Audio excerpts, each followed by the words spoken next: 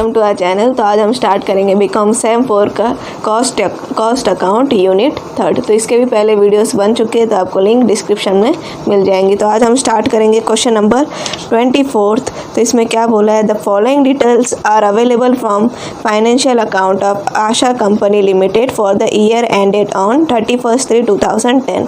तो आप इसमें देख सकते हो क्वेश्चन में क्या बोला है, लास्ट में कॉस्ट शीट बनानी है हमको और फाइनेंशियल प्रॉफिट एंड लॉस। पहले तो हमको प्रॉफिट एंड लॉस दिया गया होता है, बट अभी इसमें हमको खुद को बनाना है। तो पहले हम क्या बनाएंगे, प्रॉफिट एंड लॉस, इसके बेसिस पे ही हम कॉस्ट शीट बना पाएंगे।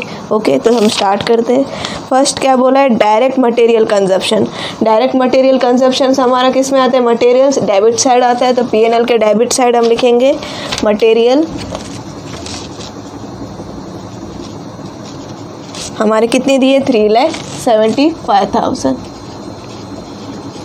देन नेक्स्ट क्या बोला, डायरेक्ट वेजेस। वेजेस भी हमारे P&L में किस साइड आता है, डेबिट साइड। तो हम लिखेंगे वेजेस, इसकी अमाउंट है 1,50,000। देन नेक्स्ट क्या बोला है, फैक्ट्री ओवरहेड एक्सपेंस। फैक्ट्री के भी रिलेटेड एक्सपेंस होते हैं, हमारे किस साइड आते हैं, डेबिट साइड। तो हम क्या लिखेंगे, डेबिट साइड फैक्ट्री ओवरहेड्स। कितनी है हमारी अमाउंट, 5,70,000। फिर क्या बोला, ऑफिस एडमिनिस्ट्रेशन ओवरहेड्स। ये भी हमारे किस में आते हैं, P&L में डेबिट साइड में, 3,75,000 office overheads. Office administration overheads के बाद क्या दिया है, सेल्स एंड डिस्ट्रीब्यूशन ओवरहेड्स। मतलब सेलिंग एंड डिस्ट्रीब्यूशन हमारा कितना दिया है, 7,20,000। सेलिंग एंड डिस्ट्रीब्यूशन हमारा किस तरफ आता है, डेबिट में। तो सेलिंग एंड डिस्ट्रीब्यूशन हमारा कितना है, ये है 7,20,000। ये हमारा एक्सपेंस है, इसलिए किस तरफ आएगा, डेबिट साइड। देन नेक्स्ट क्या है, बैड डेट्स। बैड डेट्स भी हमारे किस तरफ आता है, डेबिट साइड में। तो बैड डेट्स कितने हैं, 30,000। उसके बाद बोला है प्रिलिमिनरी एक्सपेंस रिटर्न ऑफ। ये भी हमारा किस तरफ आता है, P&L में डेबिट साइड। कितनी अमाउंट है इसकी, 15,000 प्रिलिमिनरी एक्सपेंस।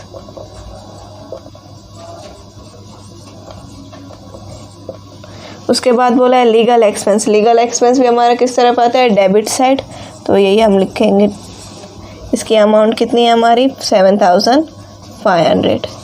उसके बाद बोला डिविडेंड रिसीव्ड। ये हमारी इनकम है, तो P&L में किस तरफ आता है हमारा, क्रेडिट साइड में, बाय डिविडेंड। इसकी अमाउंट हमें कितनी बोलिए, 75,000। देन नेक्स्ट क्या बोला है, इंटरेस्ट ऑन डिपॉजिट रिसीव्ड। ये भी हमारी क्या होगी, इनकम होगी। रिसीव्ड हो रहा है तो P&L में credit side, bye interest on deposit received. इसकी अमाउंट कितनी है, 15,000। उसके बाद बोला है सेल्स दी है। सेल्स 1,20,000 यूनिट है और उसकी अमाउंट कितनी है, 10,50,000। ये भी हमारे P&L में आता है, 10,15,000। ये हमारा क्या है, बाय सेल्स, और इसकी यूनिट कितनी है, 1,20,000। उसके बाद है क्लोजिंग स्टॉक। क्लोजिंग स्टॉक भी हमारा P&L में क्रेडिट साइड में आता है। इसकी यूनिट दी है 40,000 और हमारा इसकी अमाउंट है 1,80,000। Then work in progress at factory cost. मतलब काम चल रहा है, तो ये हमारा किस तरफ आएगा, credit side, by work in progress.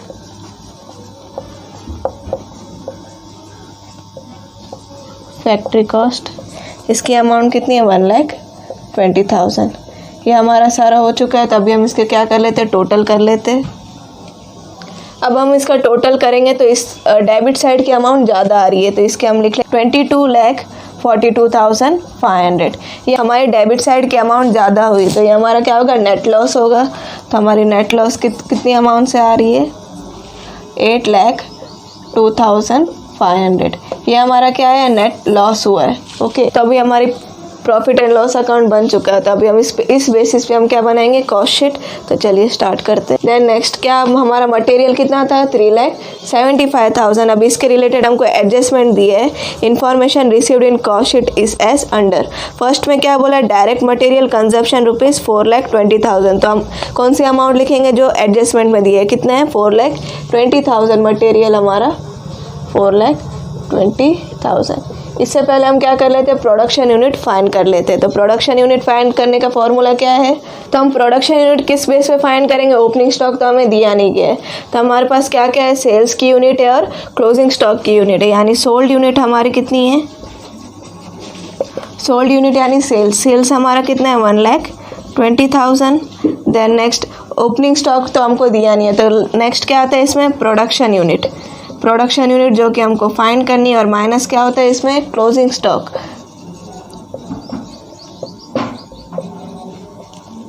Production unit हमको फाइंड करना है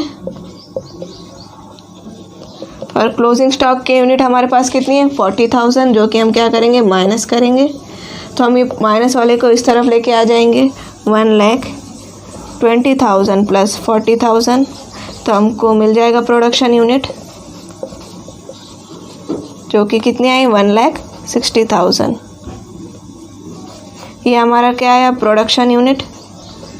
तो हमारी प्रोडक्शन यूनिट कितनी आई 1,60,000। तो हम लिख लेते हैं प्रोडक्शन यूनिट 1,60,000।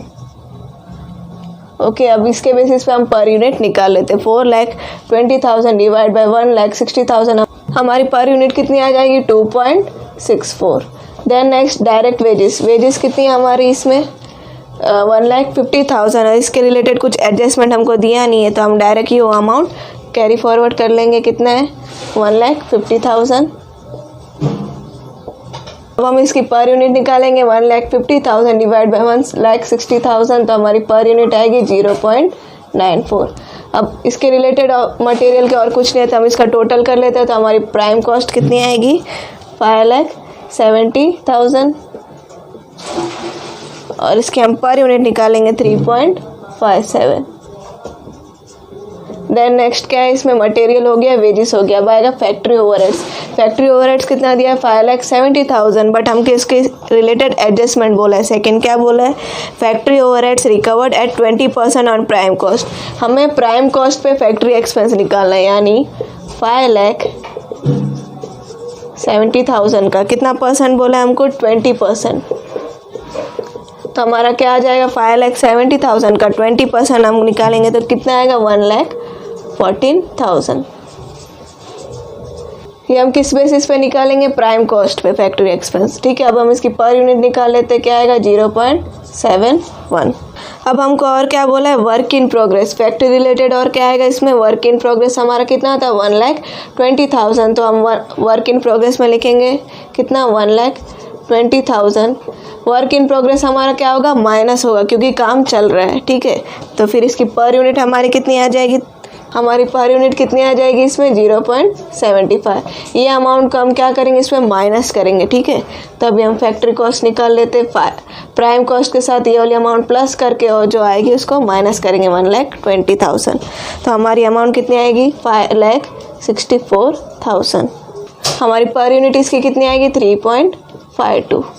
थर्ड एडजस्टमेंट क्या बोला है, office administration overhead eight ₹4.5 per unit of production. इसमें हमको पहले ही पर यूनिट दिया है, कितना दिया ऑफिस ओवरहेड का 4.5। इसके बेसिस पे हम इसकी अमाउंट निकालेंगे, यानी 4.5 इंटू प्रोडक्शन यूनिट। तो हमारी अमाउंट कितनी आ जाएगी 7,20,000।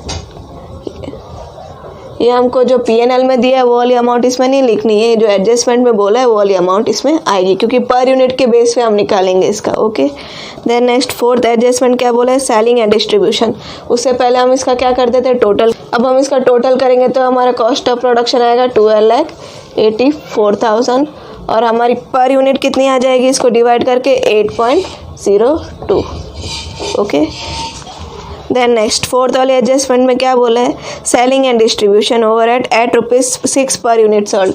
बट उससे पहले हमको क्या करना पड़ेगा, ओपनिंग स्टॉक तो P&L में दिया नहीं है, तो हम क्या करेंगे, उसके बाद क्या आता है फॉर्मेट में क्लोजिंग स्टॉक आता है। क्लोजिंग स्टॉक को हम क्या करेंगे माइनस। क्लोजिंग स्टॉक के लिए भी हमको पहले क्या करना पड़ेगा, फाइंड करना पड़ेगा। ठीक है, कैसे फाइंड करना है बताती हूँ। क्लोजिंग स्टॉक हम कैसे फाइंड करेंगे, इसमें इसकी यूनिट कितनी दी है 40,000, तो ये क्लोजिंग स्टॉक की यूनिट होती है 40,000। और कॉस्ट ऑफ प्रोडक्शन हमने कितना लिखा है 12,84,000 divide by production unit. Production unit हमारी कितनी है 1,60,000। ये फॉर्मूला है क्लोजिंग स्टॉक फाइंड करने का। तो ये हमारी अमाउंट कितनी आ जाएगी 3,21,000, जो कि क्या है हमारा क्लोजिंग स्टॉक। तो यही अमाउंट हम इसमें लिखेंगे 3,21,000। ओके, अब इसके हम पर यूनिट निकालेंगे, जो कि क्या आएगा 2.01। ये हमारा क्लोजिंग स्टॉक हो चुका है। अभी हम क्या फाइंड करेंगे सेलिंग एंड डिस्ट्रीब्यूशन, जो कि फोर्थ एडजस्टमेंट में क्या बोला है selling and distribution overhead at ₹6 per unit sold. इसमें भी हमको यूनिट दिया है, कितना दिया है 6। पर इससे पहले हम क्या फाइंड करेंगे सेलिंग एंड डिस्ट्रीब्यूशन हम किस की यूनिट लेंगे सेल्स की यूनिट लेंगे। ठीक है, सेल्स की यूनिट कितनी है 1,20,000 इनटू हमारी पर यूनिट कितना बोला है 6। इसमें हम प्रोडक्शन की यूनिट से मल्टीप्लाई नहीं करेंगे, जो सेल्स में यूनिट दिया है उससे मल्टीप्लाई करेंगे। ओके, तो हमारी कितनी आएगी अमाउंट 7,20,000। ठीक है, अब इससे पहले हमारा क्लोजिंग स्टॉक के बाद क्या आता है cost of goods sold on, तो वो हम पहले टोटल कर लेते हैं इसका। अब हमारा कॉस्ट ऑफ प्रोडक्शन कितना था 12,84,000 माइनस हम क्या करेंगे क्लोजिंग स्टॉक, तो हमारी कितनी आ जाएगी अमाउंट 9,63,000। तो ये हमारा क्या कहलाएगा cost of sold on goods की पर यूनिट कितनी थी 6.02। अभी हमारा ये कॉस्ट शीट बन चुकी है, तो अभी हम इसका टोटल कॉस्ट कर लेते, जो कि आएगी हमारी अमाउंट 9,63,000 प्लस 7,20,000, तो हमारी अमाउंट कितनी आएगी 16,83,000। ओके, और अभी इसमें क्या आएगा सेल्स हमको कितना दिया है P&L में 10,50,000 लिख लेते हैं 10,50,000। देखोगे सेल्स माइनस आप टोटल कॉस्ट करोगे तो आंसर माइनस में आ रहा है, तो माइनस में आ रहा होता है हमेशा क्या होता है हमारा लॉस। अगर प्लस में आता तो हम क्या होता है प्रॉफिट। बट ये वैल्यू 10,50,000 माइनस 16,83,000 करोगे तो आंसर आ रहा है 6,33,000, जो कि हमारा क्या है लॉस। ठीक है, अब हम इसकी पर यूनिट निकाल लेते हैं, जो कि आएगी 10.52 और 6,33,000 डिवाइड बाय 1,60,000 हमारी पर यूनिट कितनी आएगी 3.96। और अब हम सेल्स की निकाल लेते हैं 10,50,000 डिवाइड बाय 1,60,000, तो पर यूनिट आएगी 6.75।